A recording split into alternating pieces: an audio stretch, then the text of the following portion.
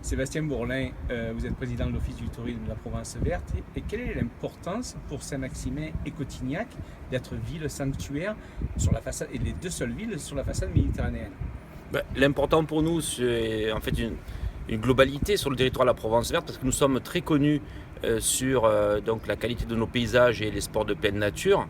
Mais on a également donc, un patrimoine à découvrir dans le cadre de ce label que l'on porte qui s'appelle Pays d'art et d'histoire.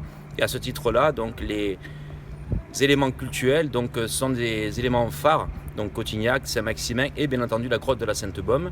C'est pour nous un marqueur qui nous permet d'avoir un tourisme que personne ne peut concurrencer, puisqu'il est attaché donc à des lieux et donc non sujet à des problèmes de prix ou autres, mais simplement à une volonté de découvrir. Et puis je vous rappelle par ailleurs que si nous sommes les seuls sur la façade méditerranéenne, c'est un choix politique fort que nous avons fait l'année dernière de rejoindre donc cette association des villes sanctuaires afin de capter ne serait-ce que 2 milliards donc, de chrétiens sur Terre qui pourraient donc trouver un intérêt à venir découvrir notre territoire Provence verte.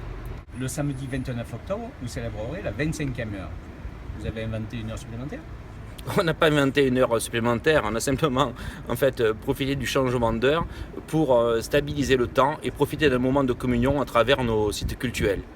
Alors, à quoi ça consiste? Qu'est-ce que vous proposez aux personnes qui souhaitent visiter les 3 sites, que ce soit Saint-Maximin, la grotte de Marie-Madeleine à Sainte-Baume et Cotignac?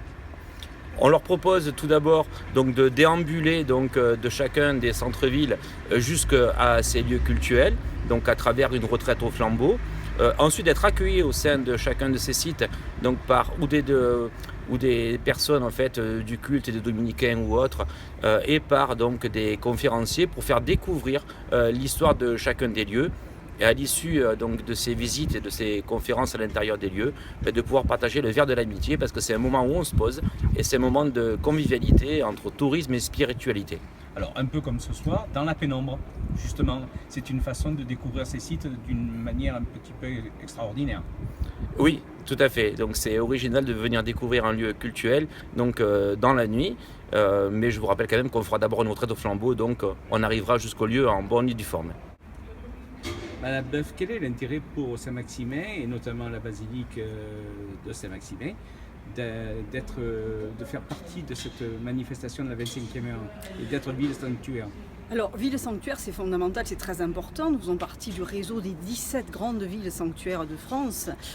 Ceci nous permet d'accueillir et d'attirer chez nous des pèlerins bien évidemment, mais d'une manière plus large, des touristes, et des touristes qui viennent sur ces lieux qui attirent tout le temps. Les lieux qui attirent le plus en France, on le sait bien, sont des lieux où il y a un culte, où il y a une religion et où il y a des événements qui tournent autour du culte. Mais au-delà du culte des saints et de la religion, il y a bien évidemment tout ce qui est culturel, et notre basilique est un magnifique exemple d'architecture gothique en Provence, et notre histoire aussi va être connue à travers cette belle légende de Marie-Madeleine, cette belle histoire de Marie-Madeleine que nous raconterons à tous ces touristes qui viendront et ces pèlerins qui nous suivront le jour de la 25e heure à travers les rues de la ville jusqu'à notre basilique Sainte-Marie-Madeleine.